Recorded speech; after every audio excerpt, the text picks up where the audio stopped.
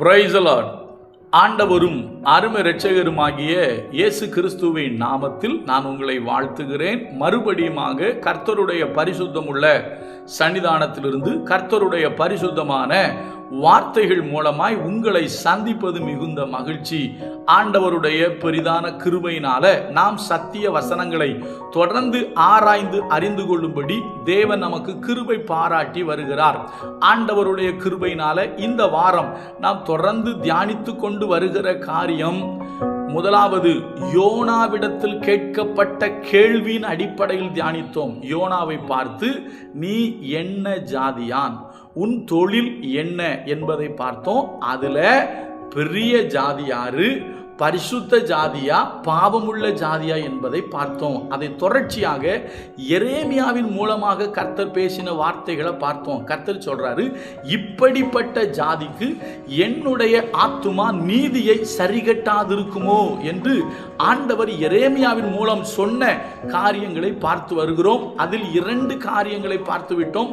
இன்றைக்கு 3ஆவதாக ஒரு காரியத்தை பார்த்து நிறைவு செய்ய போகிறோம். ஏனென்றால் எரேமியா தீர்க்கதரிசி மூலமா அவர் சொல்லும் பொழுது அவர்கள் கபடத்தால் நிறைந்திருக்கிறார்கள்.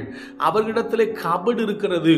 முன்னால் ஒன்று பேசுறாங்க, பின்னால ஒன்று பேசுறாங்க. இப்படிப்பட்ட ஜாதிக்கு என்னுடைய ஆத்துமா நீதியை சரிகட்டாதிருக்குமோ என்று கர்த்தர் சொன்னார். 2வது ஆண்டவர் சொன்னார், அவர்கள் கொழுத்து சளுக்கு பண்ணுகிறார்கள் என்று சொல்கிறார். ஏனென்று சொன்னால் இஸ்ரவேல் ஜனங்கள் தேவனால் ஆசீர்வதிக்கப்பட்டு ஆசீர்வாதத்தை பெற்றார்கள். ஆனால் யெசுரன் கொழுத்து ஸ்தூலித்து உதைத்தான் என்று கர்த்தர் சொல்லுகிறார். அப்போ கொழுத்த ஜாதி என்பதை பார்த்தோம். இன்றைக்கு எரேமியா தீர்க்கதரிசி மூலமாக சொன்ன அந்த வார்த்தையின் 3வது காரியத்தை பார்த்து நாம் நிறைவு செய்ய போகிறோம். அருமையான கர்த்தருடைய பிள்ளைகளே, கொஞ்சம் முக்கியமான காரியம். இதை நீங்கள் கவனித்தால் உங்கள் ஆவிக்குரிய வாழ்க்கைக்கு அது மிகுந்த பிரயோஜனமாக இருக்கும் என்று நான் விசுவாசிக்கிறேன். வாசிக்கிறேன் பாருங்க. எரேமியா தீர்க்கதரிசன புஸ்தகம் 5வது அதிகாரத்தில் நான் இப்பொழுது முதலாவது 9ஆம் வசனத்தை வாசிச்சுட்டு அப்புறம் நான் மேலே படிக்கிறேன்.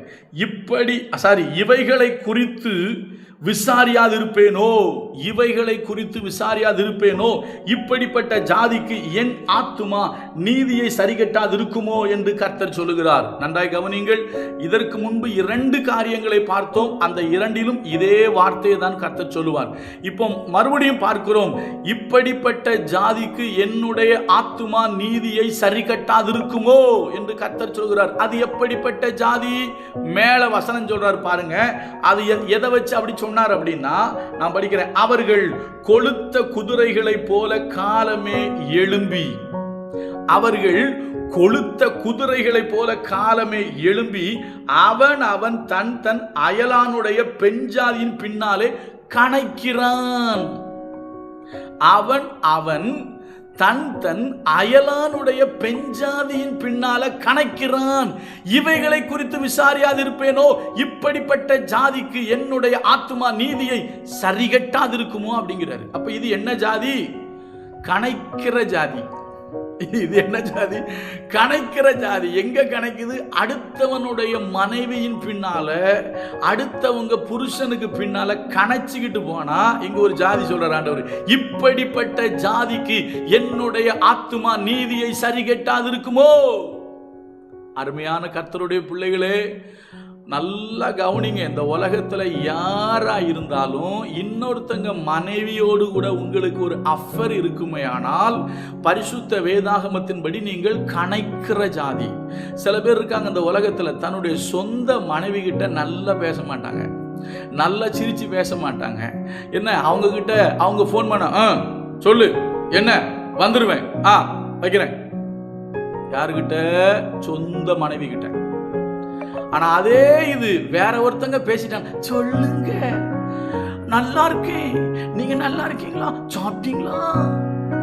யாருகிட்ட? வேற ஒருத்தவங்க கிட்ட. கட்டுன மனைவி கிட்ட அன்பா பேச முடியல, மற்றவங்க கிட்ட கணைக்கிறது, மற்றவங்க கிட்ட அப்படி வலியுறது. நல்லா கவனிங்க. இப்படி இருப்பீர்களே ஆனால் நீங்கள் கணைக்கிற ஜாதி என்று பரிசுத்த வேதாகமத்தின் அடிப்படையில் சொல்றேன். அது சும்மா கணைக்கல, அடுத்தவன் பெண்ஜாதி பின்னால கணைக்கிற ஜாதி. இல்லை, குதிரை கணைக்கும், எங்கள் ஊரில் கழுதை கணைக்கும். நான் சின்ன பையனாக இருக்கும்போது நானே கழுத மாதிரிலாம் கணைச்சிருக்கேன், கணைச்சி விளையாடி இருக்கேன், அப்படி காய்ப்பேன். கழுத மாதிரி கணச்சி விளையாடுவோம் சின்ன பையனா இருக்கும்போது. சரியா? இன்னைக்கு நிறைய பேர் அஃபர் வருது. அன்னைக்கு கூட ஒரு அம்மா யூடியூப்ல சொல்லுது, பொது வாழ்க்கையில் இருக்கிறவங்களுடைய தனிப்பட்ட வாழ்க்கையை பற்றி நம்ம ஒன்றும் சொல்லக்கூடாது. இன்னைக்கு யாருக்கு தான் அஃபேர் இல்லாமல் இருக்கு மற்றவங்க மேலே? அது அசிங்கம், அது அருவருப்பு. பிறனுடைய மனைவியை இச்சியாதிருப்பாயாக, அதே போல ஒரே மனைவியை உடைய புருஷனாய் இருப்பாயாக. பரிசுத்தம் என்கிற காரியத்தில் ஒருவனும் மீறாமலும், இந்த விஷயத்தில் ஒருவனும் மீறாமலும் எச்சரிக்கையா இருங்கள். ஏனென்றால் இப்படிப்பட்ட காரியத்தை குறித்து கர்த்தர் நீதியை சரி கட்டுகிறவர் என்று வேதம் சொல்லுது. இங்கேயும் அதான் சொல்றாரு, இப்படிப்பட்ட ஜாதிகளுக்கு என்னுடைய ஆத்துமா நீதியை சரி கட்டாதிருக்குமோ அப்படிங்கிறாரு. அப்ப அருமையான கர்த்தருடைய பிள்ளைகள், ஒரு நாளும் அடுத்தவங்க மனைவியை பார்த்து கணைக்காதீங்கன்னா வேற மாதிரி சிரிக்கிறது. சில பேருக்கு அவங்கள பார்த்தா தான் சிரிப்பே வரும். நான் ஒரு முறை ஒரு திருமண வீட்டுக்கு போயிருந்தேன்.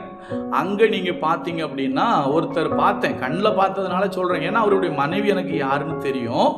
ஆனால் மனைவி கிட்ட அவர் பேசலை, இன்னொரு லேடி கிட்ட அவர் அப்படி சிரிக்கிறாரு. அது தப்பு நீங்கள் நினைக்கலாம் வேற மாதிரி. நான் அதை எல்லாத்தையும் வெளியே சொல்ல முடியாமல் சொல்லிக்கிட்டு இருக்கேன், எனக்கு தெரியும் எல்லாமே. சரியா? இன்னொருத்தங்கிட்ட பயங்கரமாக குழஞ்சி சிரிக்கிறாரு. ஆனால் மனைவி கிட்ட பேச மாட்டார். இன்னைக்கு சில பேர் அப்படிதான் இருக்காங்க. மனைவி கிட்ட ஒழுங்கா பேச மாட்டாங்க, அடுத்தவங்கள பார்த்தா கொலைவாங்க, வழிவாங்க. நான் அதை திருநெல்வேலி பாஷையில் சொன்னால் கொஞ்சம் வேற மாதிரி இருக்கும், ஆனால் அதை இப்போ பொதுவில் சொல்ல முடியாது. சரியா? என்ன, அதனால அருமையான கர்த்தருடைய பிள்ளைகளே, நல்லா புரிந்து கொள்ளுங்க. பரிசுத்தம் மிக மிக அவசியம். ஒருவனுக்கு ஒருத்தி ஒரே மனைவியுடைய புருஷனோடு வாழணும், ஒரே மனைவியுடைய புருஷனா இருக்கணும், ஒரே புருஷனுடைய மனைவியா இருக்கணும். வேற யார் பின்னாலையும் சிரிச்சுக்கிட்டு பல்ல காட்டிட்டு அலைஞ்சிங்கன்னா பைபிள் சொல்லுது இது கணைக்கிற ஜாதி. நான் மறுபடியும் சொல்லி இதை முடிக்கிறேன். ஆண்டவர் எரேமியா மூலம் 3 காரியம் சொன்னார். 1, கபடம் உள்ள ஜாதி. 2வது கொளுத்த ஜாதி. 3வது அடுத்தவன் மனைவி பின்னால இல்லைன்னா புருஷன் பின்னால கணைக்கிற ஜாதி. நீங்க தயவு செஞ்சு யார் பின்னாலையும் கணைச்சிட்டு அலையாதீங்க, பல்ல காட்டிட்டு அலையாதீங்க. கொஞ்சம் கடினமாக தான் சொல்றேன், பரவாயில்ல. இன்னைக்கு நிறைய இடங்கள்ல சொல்றேன், அஃபேர் இருந்தால் தப்பு இல்லையா? இன்னைக்கு யாருக்கு தான் இன்னொருத்தங்க மேல அஃபேர் இல்லாமல் இருக்கு? உங்க மனைவியை தவிர, உங்க புருஷனை தவிர வேற ஒருத்தங்க மேல உங்களுக்கு அஃபேர் இருந்தா அது விபச்சாரம், அது அருவருப்பு. அதுதான் அடுத்தவன் பொண்டாட்டி பின்னால அடுத்தவ புருஷன் பின்னால கணைக்கிறது. நீங்க கணைக்கிற ஜாதியா இருப்பீங்க. உங்க மனைவியோடு சந்தோஷமா இருங்க, உங்க புருஷனோடு சந்தோஷமா இருங்க. கர்த்தர் உங்களை ஆசீர்வதிப்பார். கர்த்தர் நல்லவர், அவர் கிருபை நம்மில் என்றும் உள்ளது. God bless you.